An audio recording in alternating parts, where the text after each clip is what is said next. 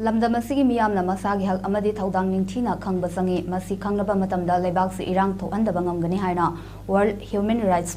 Protection Organization Manipur State President Moirangthem Sorojini Leimana phongthokkhrae wafam asing asi malem sin thungna pangthoknariba World Human Rights Day pallan thouram gi sharuk ama oina Human Rights is our everyday essential cyber team da World Human Rights Protection Organization amadi Golden Dragon Ibudau Pakhangba International University na sinduna pangthokkiba thauramda phongdokkibani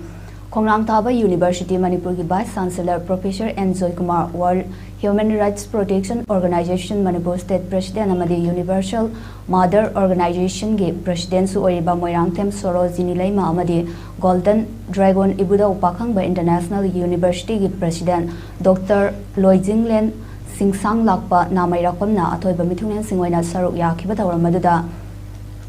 tongan bahiramda thabak tawriba mioi 18 da sahi asigi oiba International Peace Award piduna ikai khumnaba utki thauram maduda President Moirangthem Sorojini Leimana makha tarduna lamdam asida leiriba miyamna aikhoi gi phangpham thokpa rights samadi thaudang ningthina khangba changi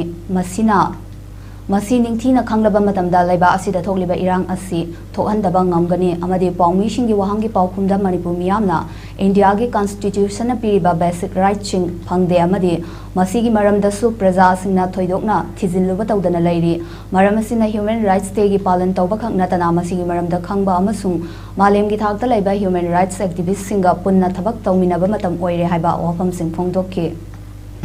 Amaga lebat amaga koi sakhang mathang na bahari ai lam thulu ko yaw da ya de al koi na maira pai bi ne na phung tong wa ya da ba adigi de koi na du khang ne na tong wa ya da ba ya ba ai ba ma ya ma khang de la ga du ai yam sa ma de na ro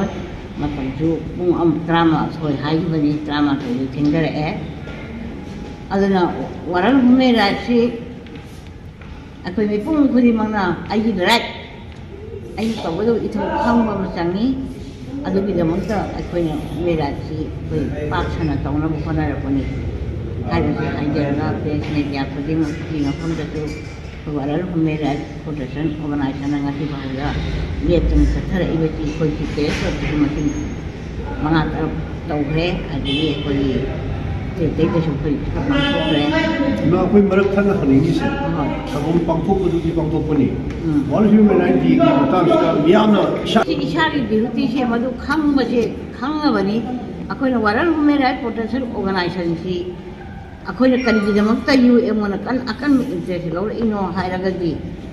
akoina masi khangragadi akoina tawba yaba thaba yadaba thaba ko civil organization pai ba yaba na karino ali ai amagi hak himat aganda nina fight pro kana ina kramana tawgani ko ta tawba yabra yadabra haiba mayam am leidina masi khangwa ma changi masi khanga adadi leibak irang thoi afaba oirakani